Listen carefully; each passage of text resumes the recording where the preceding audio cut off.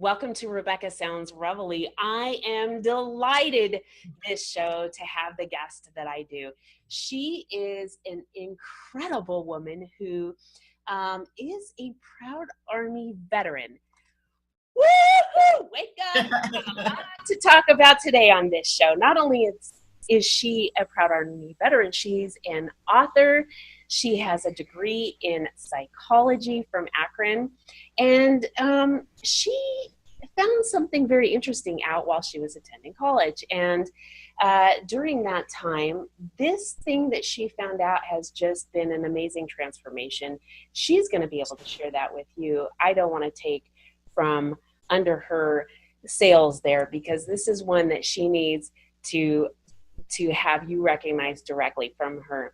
She has had her own column for over 20 years. She has been just an amazing woman with what she has accomplished.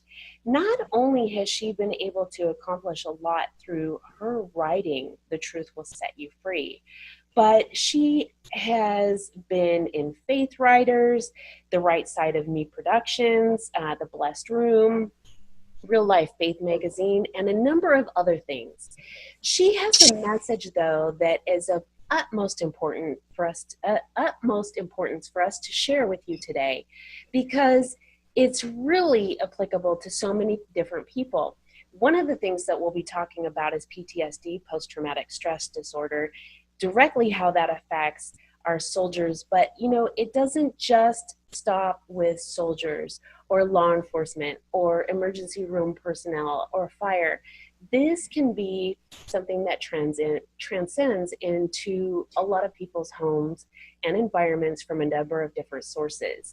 With us today, I would like to welcome Linda Diane Wattley to the show. Welcome, Linda. Hello, thanks for having me on your show.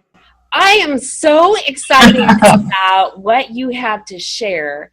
And first, I want to say thank you so much for your service. Thank you for your service. Oh, thank you so much. I got to tell you, it's an amazing thing, one, to talk to another veteran, but it's even more amazing when you find another woman veteran, because they are so far and few between.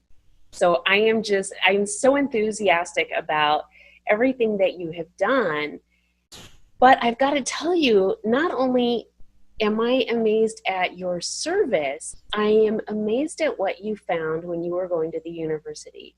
And I would like for you to share that with the viewers before we continue on. And then we're going to talk about your book as well. I was fascinated because what happened was, when I had enrolled in school there, I ended up in the wrong class, and they couldn't understand why I was so advanced in English writing. And they discovered that I had the gift of writing, and I didn't even realize I had it, and they told me I needed to do something with it. And I sat on it for a while, but you know, when you have a purpose, you can only sit on it for so long. So I have messages to share. I believe that you do. You have quite a large message to share in just a moment, but you wrote a column for over 20 years. Right.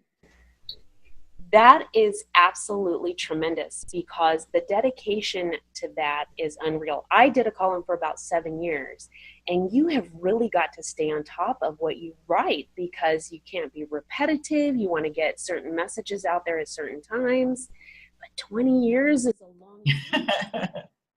And the thing about it, people have no idea that you have to share so much of your true self. You're just giving yourself away.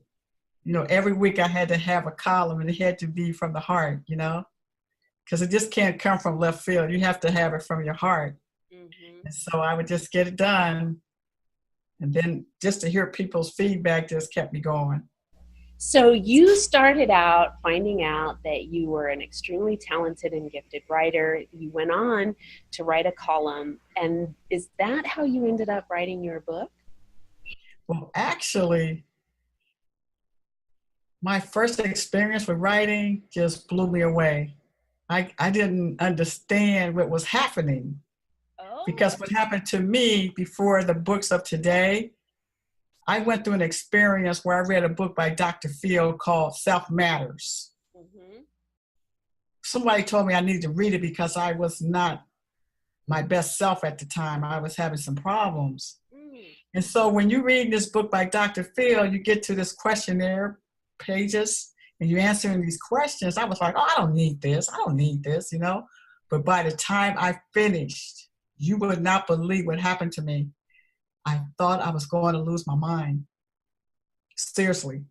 Oh my goodness. I thought I was going to lose my mind. I felt, you know, the Scarecrow and the Wizard of Oz? Uh-huh. You remember when they just pulled all the straw and he was just laying out there?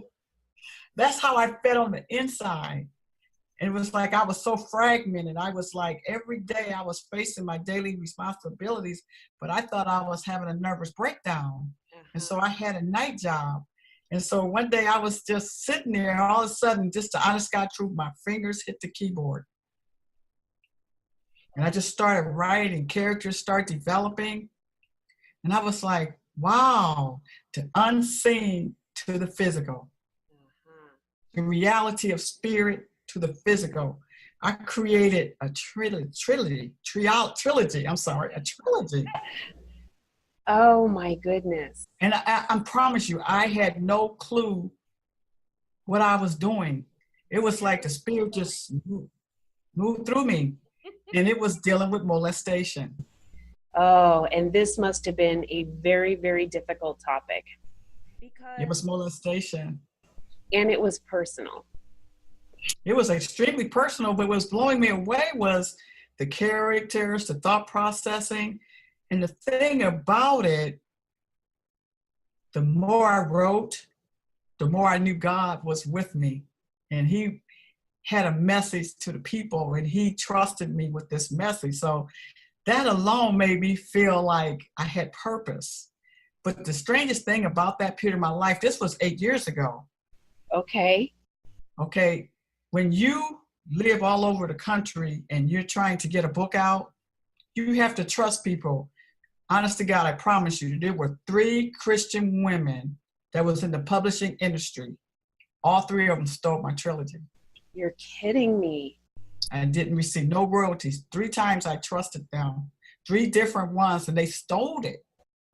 Oh my goodness. What did you do? When it happened, I was shocked, first of all, because I just kept trusting, because I know God gave this to me. Mm-hmm. And these was 3 Christian women with Christian sights. They were young women. I was more of a motherly type figure. And we all was trying to start our own businesses. Okay. But they had the knowledge, and I had the means, and I had the products. Uh-huh. The first one, the second one, and the third one, they all took my trilogies. They just took it. They never paid me my royalties. And so with me being in Ohio, and they all over the country, mm-hmm. paying attorney fees, trying to recover, you know, I had to file bankrupt. Oh my gosh. I lost everything. I even lost my books. But what happened 8 years later, my publisher, who just did my most recent book, she read my manuscript. She said, you have to bring them back. Uh-huh. And Charge of an Angel came into existence. And it's like, again, young women, but these women are spirit-filled women, and they have history. They have a foundation. And it's like I just could not stop trusting. Mm-hmm. I had to understand that I was under spiritual warfare. See, a lot of people don't want to deal with that. That is very true. And it's amazing because we're all human. And so no one is immune to sin. And a lot of times we automatically assume that if somebody is a Christian person, that they are going to be perfect. But everybody has their own weaknesses or can be so tempted. And I won't say his name, but the one who can tempt like that is what they call an angel of light, and can be very deceptive and can even fool somebody into doing something. So I understand exactly what you're saying. What did your publisher then do 8 years later? Well, 8 years later, when she read my manuscript, she knew that it had anointing on it. So she said I had to bring it back. And I mean, she was so excited about it. She was more excited about it than I was. But I just want to share with you just how spiritually warfare is really dominating when you have something that God wants you to do. Did you know one of the publishers was a pedophile? You're kidding me. A registered sex offender. Oh my Now, goodness. how do you end up in the hands of something like that and you know what your purpose is? That's what I'm saying. Remember I was telling you about spiritual realm, synthetic, Yes. spiritual realm is the internet. I think that that's very amazing. And there's a lot of deception through the internet. And there's so many people that are being deceived in a number of ways. And you think that certain sites, even including on social media, are just, you know, an opportunity to really connect with people that you know and love and be able to share family photos and so on and so forth. And in some instances, and we're seeing quite a bit of it, that we're finding that there are people that are pedophiles, or they are out there to do some kind of a harm. Right. And it's amazing when you say that, and a lot of people don't know that. Let's talk about real quick, let's tell the viewers what the name of your books are. Okay, the book that the first one of this trilogy that has come back is called Charge of an Angel. The first of the Love and Redemption series. And what I love about this book is because God allowed me to go back to the child that I was and how I was processing sexual abuse, how I was surviving, how people around me that was having the experience was surviving. And see, the thing about it's not real negative, even though it's a horrific experience, the writing style of it is showing you victorious living in the midst of dysfunction. I love it. Right, but the spiritual part of it is just so beautiful. I mean, I can't even believe it myself, like when I read it, how strengthening I am. And when I hear other people talk about that book and how it has helped them, just like, you know, I love book reviews. I like book reviews because that means somebody read my book. Yes. Just recently, a reviewer read my book and she shared her experience of being molested. She was so appreciative of the message that God gave me in Charge of an Angel that she can't wait for the next level of spiritual healing that she knows is coming in my second one. Oh, this gives me chills. And I say that because a lot of times you talk to people who have been victimized in a number of different ways, whether it's sexual, domestic, mental, physical, or even spiritual abuse. And that situation that occurred to them, or even situations, because a lot of times, especially when it comes to sexual abuse and domestic violence, these are repetitive events. Right. They become so withdrawn, and they have internalized so much of the trauma that it's really hard for them to take something so negative and create something that's overflowing with positivity and the ability to share that with others so that those people can then move forward like you have done and become victorious.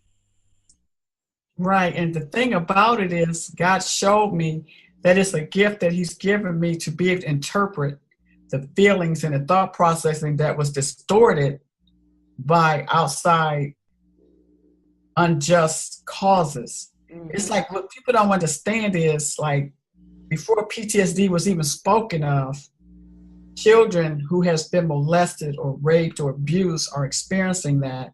And their reality is within more so than without, but yet they have to present themselves to the world like they are okay, but in reality, they don't even know what that means.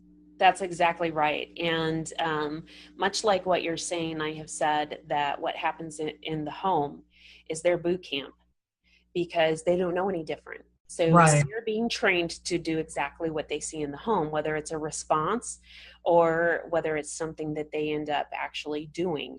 But an action or a behavior is created within what they have learned at home.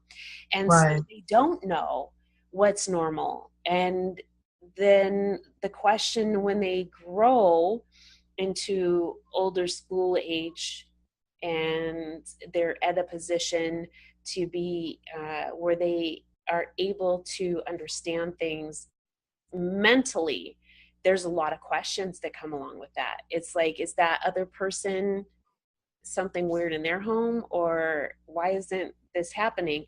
And then the same thing is when they become around someone that is in a healthy relationship with them, whether it's best friend, boyfriend, girlfriend, husband, wife, if there isn't something going on that makes them feel anxious or tense, then they're wondering what's wrong.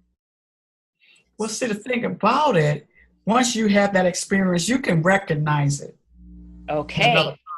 I'm really glad you're sharing that with me, because this was brought up on another show, and this answers that question very emphatically. Yeah, you can recognize it. It's like spirit bears witness of the spirit. Mm-hmm. That's why, I try to encourage people to understand how serious the parental role is in a person's life. You need to know when the lights go out in your children's eyes, because the light do go out. But because parents are so busy achieving and receiving and, just providing, a lot of times they miss when the light goes out.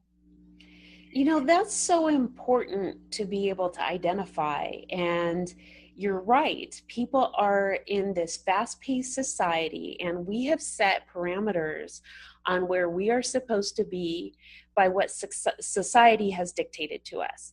So that means I've got to keep up with my neighbors and their car, and if everybody's working, then I got to work. And it's not the case. We have a role as parents that we are required to fulfill, and that is raising our children and being able to guide them and care for them.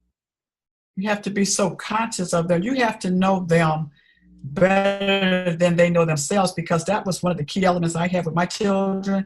It was like I knew things before they did. So they knew that if I said something, they can bank on their foundation. They don't have to go all out of the home to understand themselves, because I told them it was important that the three of us knew each other, because we are the only people that can tell each other about each other. Mm-hmm. And so we had a real open relationship.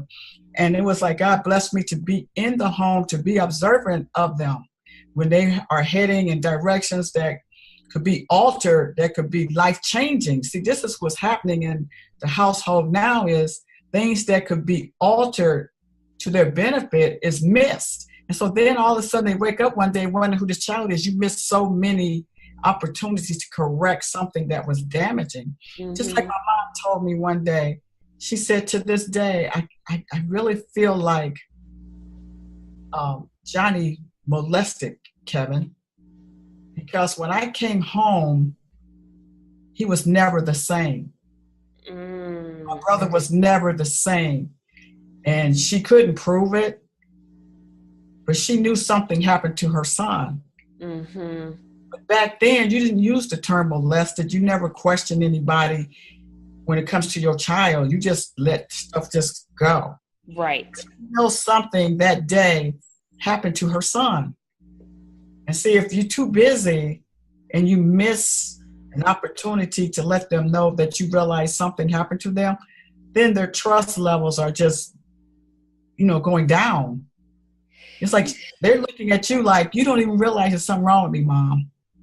And that's really important what you bring up about trust, because that is critical in every relationship, but even more so between a child and a parent, because you are supposed to be there to protect them. And if they can't trust you to do that, that carries over into every aspect of their life. Exactly. Oh my goodness. It's a sad thing because every foundation that we are supposed to trust has let us down. Yes. Every single foundation in the world that we live in, from home, I'm sorry to say, but to the pulpit, has let us down in trust level. So you have a lot of desperate people walking around here not trusting anybody. They're just in survival mode. They can't live.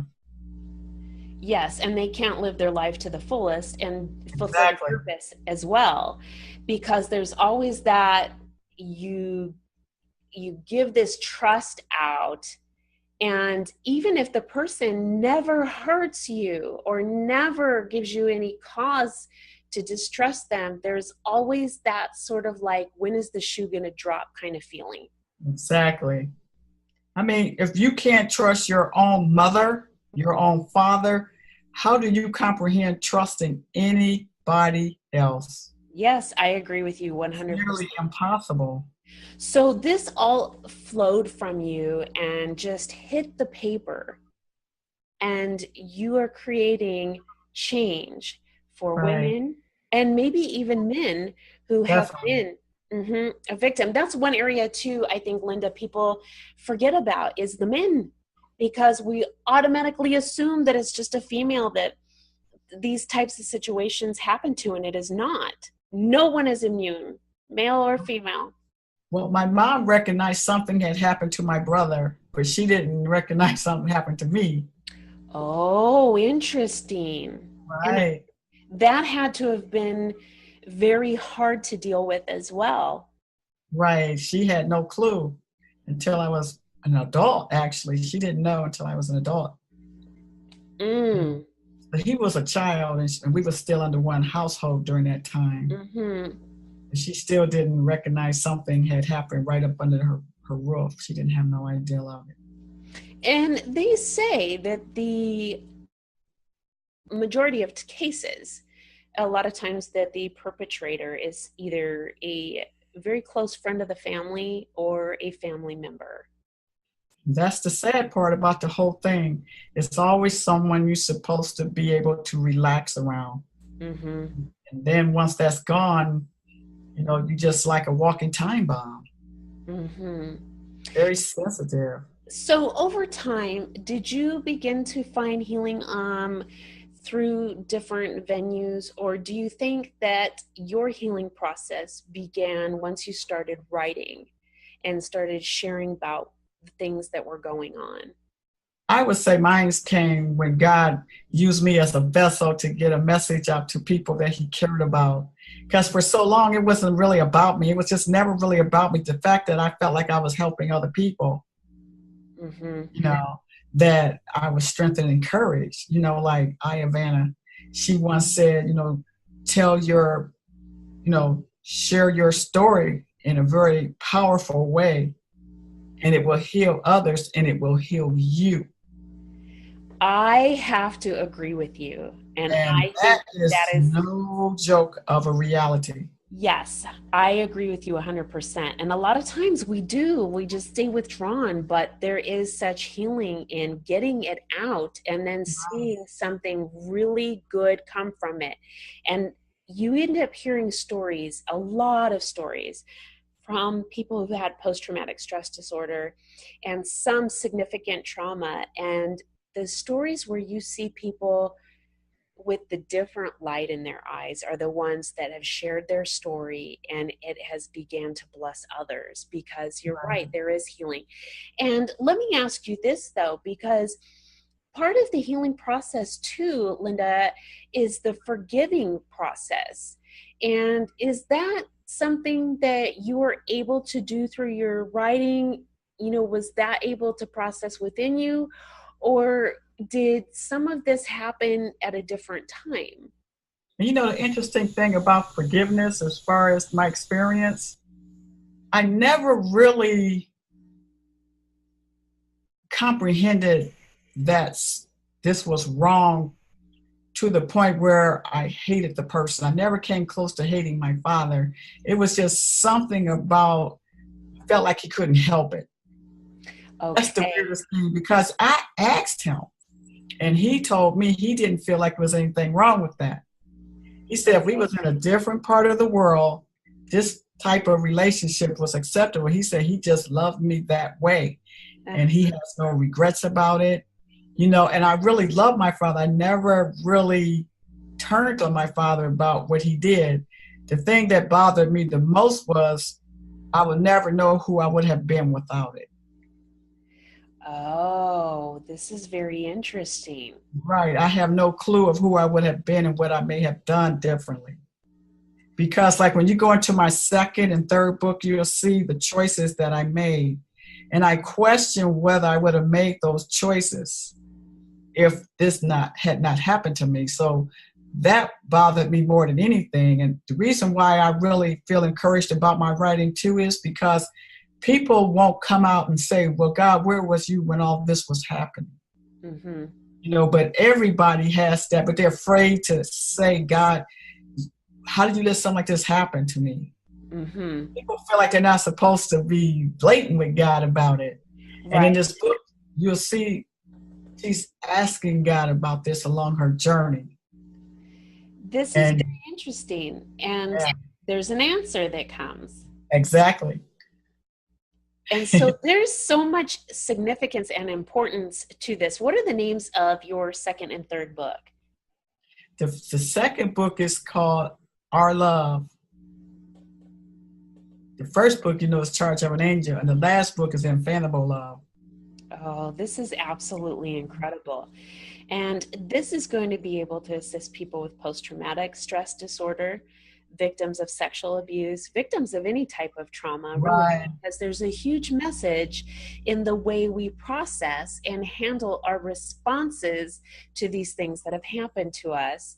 And when it's coming from a spiritual realm and you weren't expecting that, there's life change. There's a huge change and shift in the perspective. Exactly. And see, also with those books, God led me to do a memoir, you know, Soldier with a Backpack, Living and Dying Simultaneously.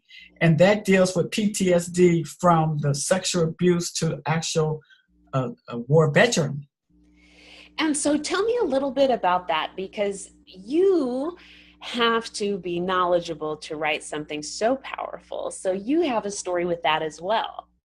Right. The thing about it is I have some psychology. I didn't actually finish, I wanted you to know, but God was revealing, he wanted to talk to me. He wanted his wisdom in my spirit, in my mind. He didn't want a whole lot of the world knowledge of psychology as much as he wanted the spiritual knowledge. Mm-hmm. The effects that human experiences have on people. And when my son experienced the sudden death of his father, he was getting ready to turn 5 years old. And they shared the same name, the same birthday. And it was a week before their birthday. Oh my goodness. You don't get to see or hear his father's voice ever again. That was the first trauma, PTSD, in his life.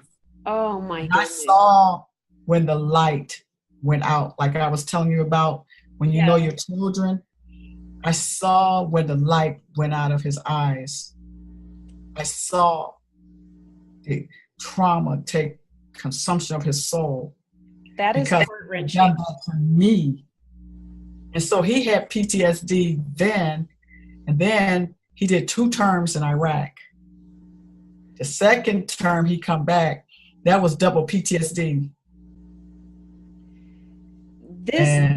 This is really difficult because there's so many things that go on with soldiers specifically in PTSD, and that has become a little bit more outspoken now in comparison to other people who have experienced it. But the war zone is a little bit different. That's one thing people don't realize. A lot of times people that come back from war with PTSD, a lot of them went with it. Because of their journey. A lot of them went into service because of their journey. So that's why some people, it absorbs them worse than others. The thing that was different for my son is my experience that I had as a child with PTSD, undiagnosed. See, there's a lot of undiagnosed people with PTSD. I'll agree with you 100% on that. Yes. So I was able to be there for him because even when he was a child, I took him to a psychologist and they almost destroyed him. Oh, no. So he didn't trust any more psychologists. So I really had to step up myself to be there for him. The capacity God would allow me to help him through his process. And when I wrote that book, Soldier with a Backpack, Living and Dying Simultaneously, I sent him the manuscript. He told me I had to publish it. Oh, this is wonderful. I want to thank him for his service as well. But it's interesting, Linda, what you say in that there are so many people who already go with it. And then when they are experiencing more, each person is going to have a different effect from that. And this is really interesting because I think I've spoken to many, many people on PTSD, and I've got to tell you, you are hitting an angle that I have not heard anybody discuss before, which is extremely pertinent because there are people with undiagnosed cases, and there's oftentimes people who have hidden that for so long because, one, they want to make sure that they're able to get a job or go into a certain field, and if they have that diagnosis, they're afraid that they won't be able to get that. And so then they're exposed to even more trauma. And this is really, really difficult. So when he came back, and after he's read your manuscript, there were changes. Huge changes. Oh my goodness. I'm serious. It was huge changes. God gave me a message, and I know he gave it to me because what people don't understand, like I remember asking my youngest son when he went to college and got his degree in criminal justice, I said, did you really learn when you went to college? He said, how the world see things in that field. Interesting. And God, I could have completed my degree in psychology. He said, this is as far as I want you to go. The rest I will give you for what I want you to do. I love it. Seriously. I love it. Because, I mean, I wish you could read it. I'm looking at this, I said, wow, the message is unbelievable. People, what my work does that's different than a lot of psychology work, you know what the difference is? It allows you to be an individual. It's so universal. Mm-hmm. It's so universal. There's no blanket. It's like the Bible. It's yes. just like the Bible. It'll meet you right where you are. You know, and that's very interesting too, because a lot of people don't realize that despite what is written, everything is applied to you and applicable directly to you when you're reading it. So it's very interesting because the verses and the word is just so alive, yes.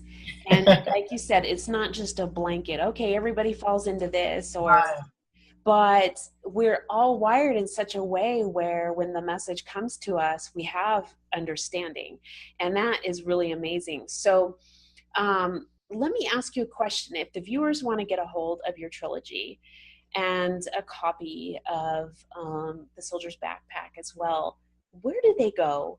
To Amazon. And on my website, and I would hope that they would not purchase those other books. Those are the books that were stolen. Charge of an Angel and Soldier with a Backpack are legit. The other books were stolen, but they won't take them off of Amazon. Okay. So I really hope they wouldn't get those. But Charge of an Angel and Soldier with a Backpack is on my website and is at Amazon.